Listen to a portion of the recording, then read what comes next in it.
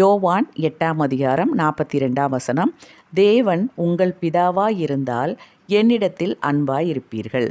இது கர்த்தராகிய இயேசு கிறிஸ்து சொன்னது. நம்ம வாழ்க்கையில் நம்மளை பார்த்து அவர் சொன்னதாக நம்ம எடுத்துக்கிடணும். அப்போ நம்ம பிதாவுக்கு புத்திரராக மாறணும். அது எப்படி மாறணும் அப்படின்னா, அதுக்காக சொல்லப்பட்ட காரியங்கள் நமக்கு செய்கிறதுக்கு கொஞ்சம் கஷ்டமான காரியங்கள் தான்.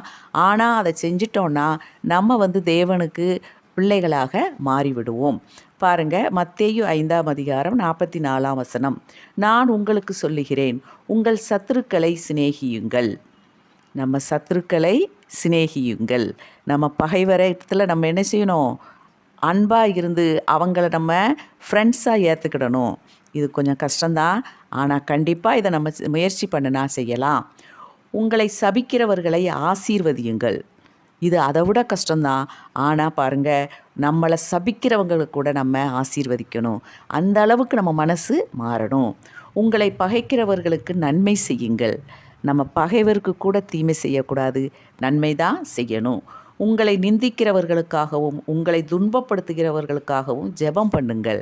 நம்மளை ஒருத்தங்க துன்பப்படுத்தி குடைச்சல் கொடுத்துக்கிட்டே இருந்தாங்கன்னா நமக்கு கோபம் வரும். ஆனால் நம்ம என்ன செய்யணுமா? அவர்களுக்காக ஜெபம் பண்ணணும்.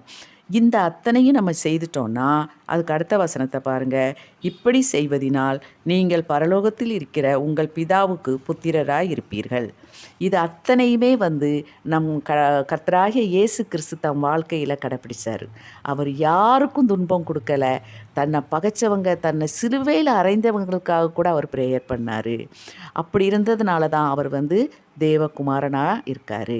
நம்ம தேவனுடைய புத்திரராக பிள்ளைங்களாக மாறுறதுக்கு இந்த வசனத்தில் சொல்லப்பட்டதை நம்ம வாழ்க்கையில் கடைப்பிடிக்கணும். அப்படி மாறி நம்ம வாழும்போது கண்டிப்பாக நம்ம கர்த்தராகிய இயேசு கிறிஸ்துவை சிநேகிப்போம், அவர் மீது விசுவாசம் வைப்போம், வாழ்க்கையில் பல நன்மைகளை பெற்று வாழ்வோம்.